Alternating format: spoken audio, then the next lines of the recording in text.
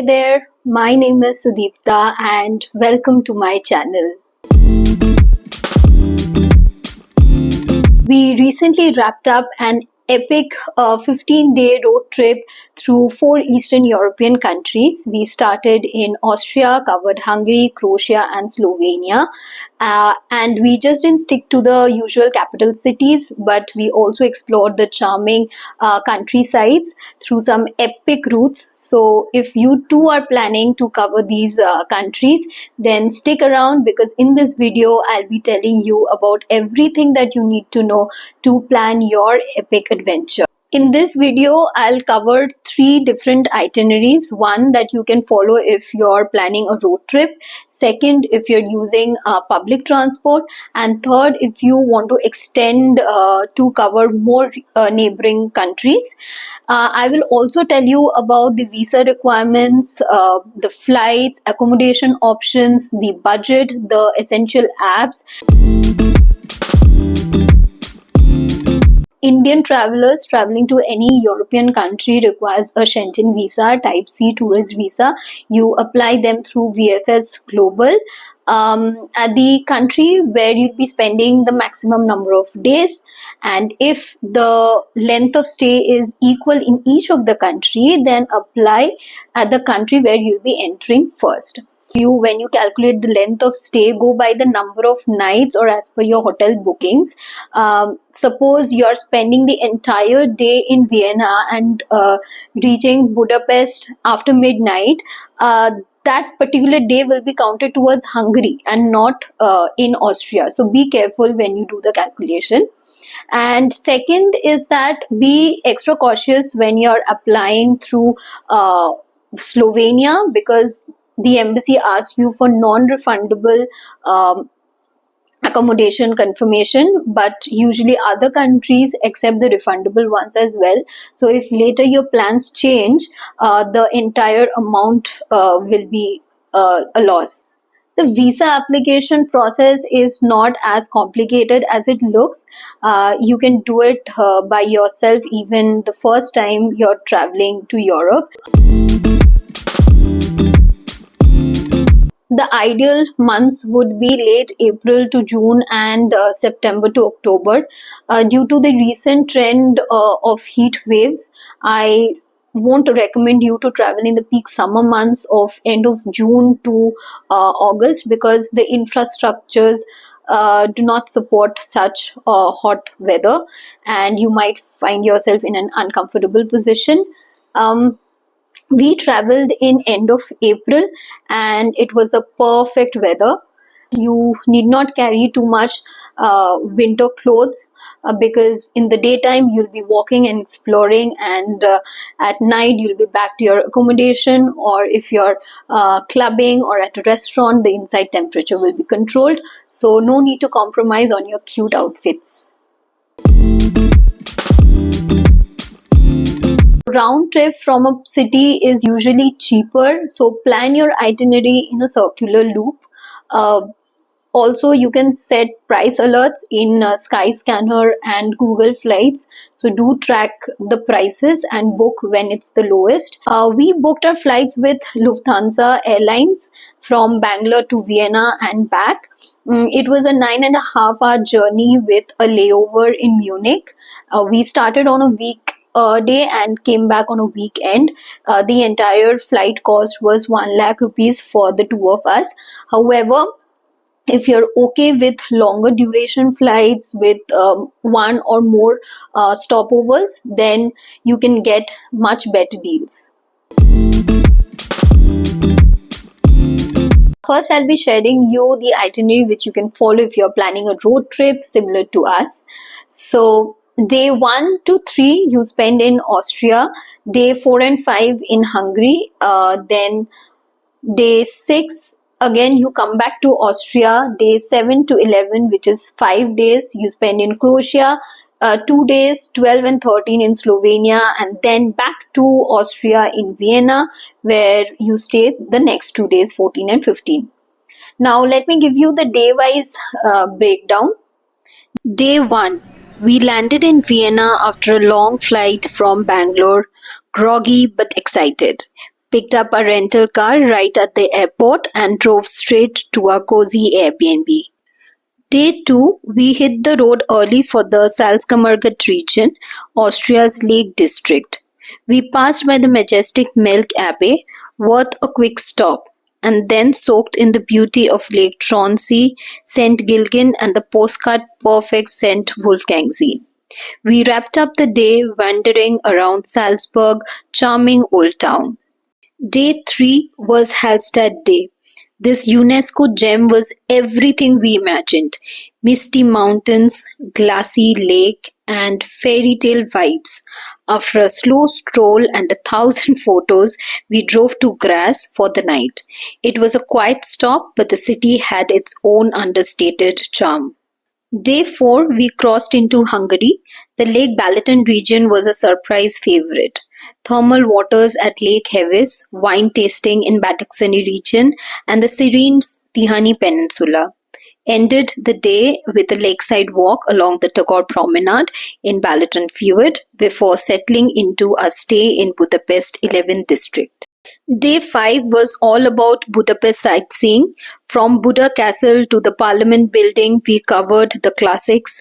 The city's energy was infectious. Grand architecture, buzzing cafes, and that perfect golden hour over the Danube. Day 6, we explored few more Hungarian gems in the morning, then came back to Vienna, returned the car at the airport, and spent the rest of the day exploring the city on foot. Coffee at a local cafe, a stroll through the museum quarter, and dinner to wind down.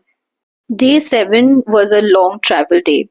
We first took a bus from Vienna to Zagreb, then picked up a rental car from Zagreb airport and drove all the way to Dubrovnik. We reached Dubrovnik around 9 p.m., just in time to crash and recharge for the next day. On day 8, we explored Dubrovnik Old Town. It was such a stunner: cobble street, medieval walls, and endless sea views. We spent the day getting lost in alleys, climbing fortress, and soaking in the Game of Thrones vibes. On day 9, we drove to Split and explored a Dalmatian palace, a living museum with cafes tucked into ancient stone corridors. The evening was pure bliss. We spent in the marina, which is lined by palm trees and cool ocean breeze.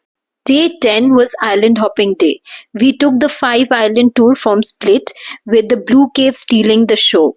Crystal clear waters and hidden caves. Definitely you shouldn't miss this one. On day 11, we drove to Plitvice Lakes National Park, which has several waterfalls, turquoise lakes, and wooden trails that felt like a nature lover's dream. Later, we reached Zagreb and returned the car, wrapping up our Croatia chapter. On day 12, we crossed over to Slovenia and reached Ljubljana, a compact artsy capital with riverside cafes and a laid-back vibe. On day 13, we took a day trip to Lake Bled, the iconic church on the island, the castle perched on a cliff, and the must-try creamy bled cake. We tried it all and it was serene and cinematic. On day 14, we came back to Vienna for a final day, and the rest of the day we explored the sightseeing which was not covered earlier. We did some souvenir shopping and just soaked in the city one last time. Day 15 was the time to head back home, bags packed, hearts full, and memories for a lifetime. Public transport system is very efficient and very good. So let's get into it. Day 1 will be the same. You arrive in Vienna International Airport and check into your accommodation. Day 2, explore Salzburg and the lakes. Day 3, explore the town of Hallstatt and head back to Vienna. Day 4, go to Budapest. Day 5, go for Lake Balaton excursion. Day 6, cover the rest of Budapest and travel to Zagreb in Croatia. Day 7, travel to Dubrovnik. Day 8, keep it for Dubrovnik Old Town exploration. Day 9, reach Split and explore Old Town and the promenade. Day 10, reserve for the 5-island tour. Day 11, take a day trip to Plitvice Lakes National Park from Split. And day 12, travel from Split to Zagreb, and you can do a little bit of sightseeing over there. Day 12, travel to Ljubljana in Slovenia. Day 13, you can go for Postojna cave excursion. And day 14, take a day trip to Lake Bled. Day 15, return to Vienna. Day 16, explore Vienna for the entire day. And day 17, you can fly back home. Now comes the third category of itinerary if you want to cover more of the neighboring countries. So you can add 1 to 2 days more in Austria if you want to cover Innsbruck. However, we left it because it's very close to Germany. So when we are visiting Germany, we'll be covering Innsbruck. Second, you can do a day trip to Bratislava, which is the capital city of Slovakia, as a day trip from Vienna.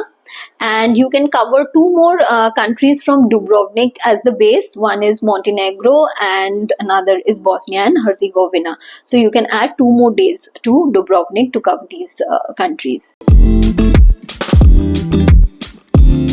Majorly, you have 3 options: hostels, home rentals, and hotels. All 3 options are good.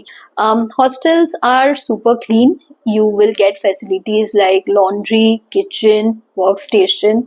However, for couples, the privacy can be an issue, and the washrooms are not usually attached.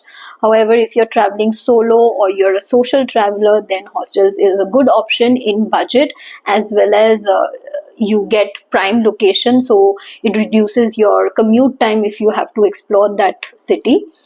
Secondly, hotels, it can be a little pricier. However, it is the services that come along with it, so it is worth the extra penny. If you're staying in the countryside, then hotel options are limited. Even if you have options, those will be like very high-end spa type resorts. So if you want to experience it, go ahead. Otherwise, home rentals, which is my favorite pick, because you get the kitchen and you can cook your own meals to satisfy your home cook food cravings that usually happen in longer trips. And you get to choose from very unique stays. Like we stayed in a farmhouse, as well as in a cottage by the lake, so it adds to the overall experience. You can book them through Airbnb, booking.com, or Agoda. If you have an early morning bus or a train, then take an accommodation near to the boarding area, because you don't want to stress out at the last moment. So these are few strategic ways in which you can decide which accommodation to take, basis what type of traveler you are, what is your budget, what is your itinerary. But all 3 options are good. Okay, now coming to transport within Europe. So at first, the transport system might be a little intimidating to you, but once you're at the station, everything becomes quite intuitive. The tiniest details are clearly labeled, and you don't even have to ask anybody for directions. Google Maps is your best friend. It will everything down to the zebra crossing as well. So keep Google Map handy. Second, there is an extensive network of Flixbus which you can use for inter-country travel. But the Flixbus is usually not very comfortable for long distance travel. Train is a more preferred mode. To get around the city, use the public transport system of metro, trams, and buses. Use Google Map to set departure time and to pre-plan your route. Next section is about the budget. So our spend was approximately 4,51,000 for 15 days, which included everything from flights, accommodation, entrance fees, car rental, parking, toll, etc., food. Everything was included in this budget. food is the major expense. So if you're able to prepare your own meals, or carrying some ready to eat food from India, or grabbing snacks from grocery stores, that will reduce your overall food cost. Exploring the local cuisines and sitting at cute restaurants also adds to your overall experience. So do not skip that altogether, rather have a mixed approach and experience everything. Secondly, car rental. If you're renting a car, then pick up and drop the car at the same location in the same country. This seriously makes a lot of price difference. And thirdly, is to be selective about which attractions, like there are so many churches, museums, etc., but do you really have to explore everything from inside is a call that you have to take. So depending on these things, you can adjust your budget. Food, one is the Omeo app, where you can compare between bus, train, and flights. Then is your Budapest Go app. From here, you can book the transport passes. Then VN Mobile is a Vienna specific application for transit. For flights, you have Skyscanner or Google Flights. Then Google Map is something that you cannot do without for directions. You can use the option leave at. There is an option to pre-plan your routes. Then Google Translator to convert foreign language to English. One, get your guide or Klook to book your tours, like the Five Island tour or the cruise in the Danube Canal. Then if you want to watch a concert in Vienna, so all these things you can book tours from these apps. Then booking.com or Airbnb to find your stays. And we used booking.com for the car rental. We also purchased the insurance from there. If you found this video useful, then please give a thumbs up and consider subscribing to my channel. And if you have any questions, leave them in the comments below. I will definitely get back. And till then, stay safe, happy travels.